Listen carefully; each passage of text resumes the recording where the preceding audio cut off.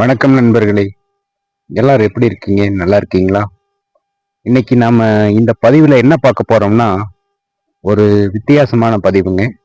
மலைப்பிரதேசத்தை பத்தி. பொதுவா சுற்றுலா செல்வதே நம்ம எல்லாருக்கும் ரொம்ப பிடிச்ச விஷயம்.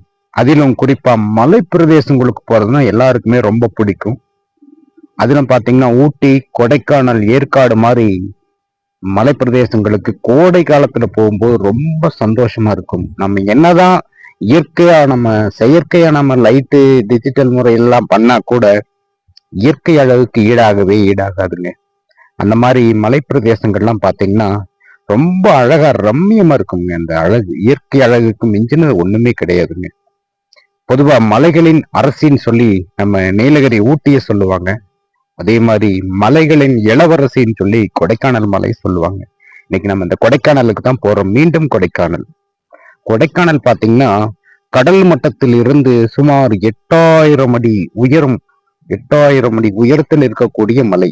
வருடம் முழுவதும் ஒரே இதமான சீதோஷ்ண நிலையும் அழகான ரம்மியமான ஒரு இயற்கை காட்சி நிறைந்ததான் கொடைக்கானல் மலைங்க.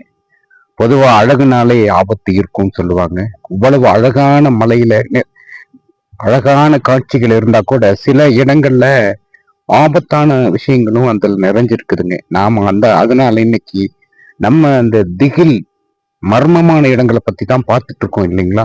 வாங்க, கொடைக்கானல்ல பாக்குறதுக்கு எவ்வளவோ விஷயம் இருக்குதுங்க.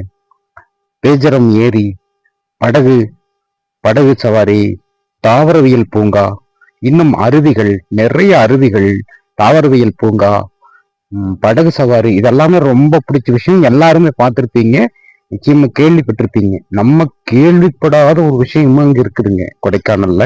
அது ரொம்ப ஆபத்தான திகில் நிறைந்த மர்மமான ஒரு பகுதிங்க அது கொடைக்கானல்ல. நிறைய பேர் கேள்விப்பட்டிருப்பீங்க, ஆனா யாருமே இதுவரை உள்ள போனதும் இல்லை, அது போயிட்டு திரும்பி வந்ததும் இல்லை. ஒரு அந்த மாதிரி ஆபத்தான இடம், மர்மமான இடம். அதைத்தான் கொடைக்கானல்ல இன்னைக்கு நம்ம பார்க்க போறோம். வாங்க நண்பர்களே, வணக்கம் வணக்கம்.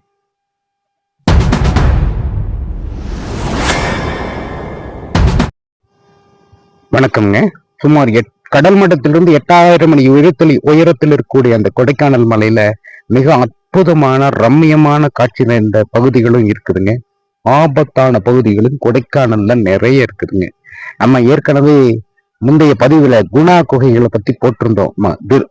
திகில் நிறைந்த மர்மமான குணா குகைகளை பத்தி நான் முந்தைய பதிவுல பார்த்திருக்கோம்.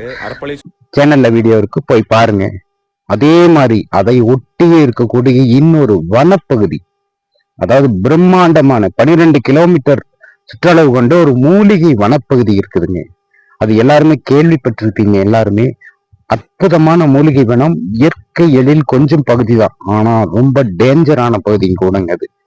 அதான் பாத்தீங்கன்னா அங்க அரசாங்கமே கூட அந்த பகுதிக்கு உள்ள போறத வனத்துறையும் அரசாங்கம் தடை பண்ணி வச்சிருக்கிறாங்க. அதுதாங்க மதிகெட்டான் சோலை. இத கேள்விப்பட்டிருப்பீங்க, நிறைய வீடியோ கூட பார்த்திருப்பீங்க. நம்ம ஸ்டைல்ல பார்க்கலாம் வாங்க. இந்த மதிகெட்டான் சோலை இருக்கு இல்லைங்களா, அது என்னன்னா மிக அற்புதமான மூலிகை நிறைந்த வனம்.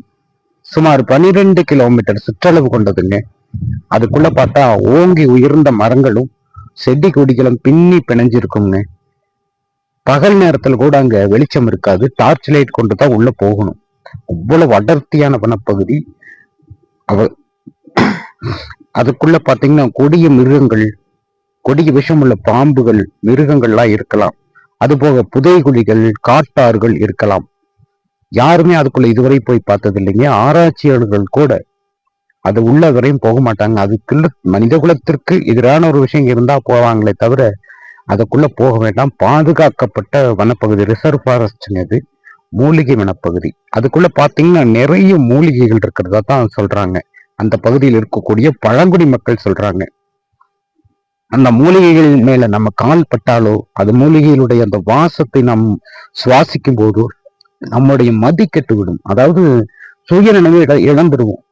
அப்புறம் பாத்தீங்கன்னா மிக அடர்ந்த ஓங்கி வளர்ந்த வனம், சுற்றிலும் இருட்டு.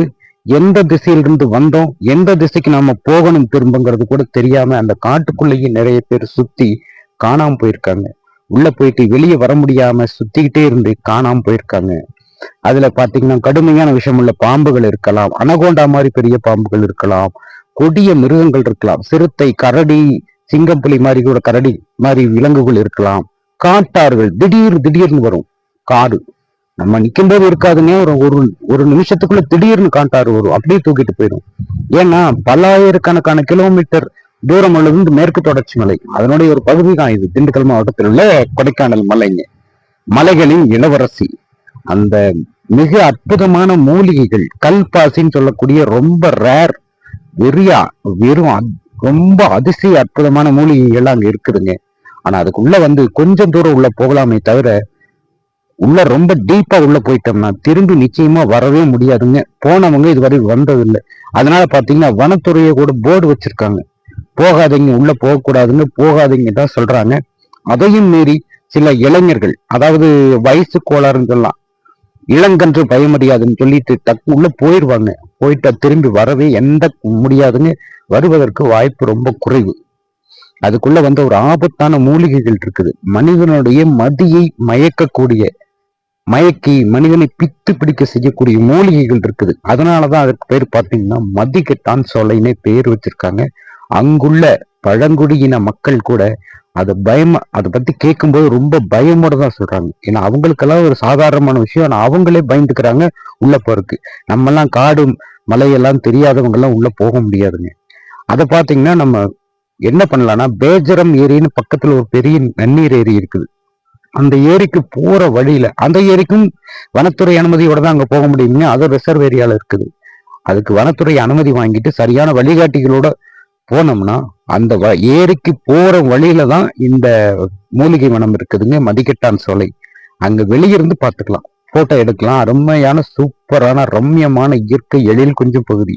ஆனா ஆபத்தான பகுதியும் கூட. உள்ள என்ன இருக்குதுன்னு இதுவரை யாருக்குமே தெரியாதுங்க. எந்த ஆராய்ச்சியாளரோ விஞ்ஞானிகளோ அதை பத்தி இன்னும் பெருசா உள்ள போகல. ரொம்ப டேஞ்சர். ஏன்னா 12 கிலோமீட்டர் சுற்றளவுடையது.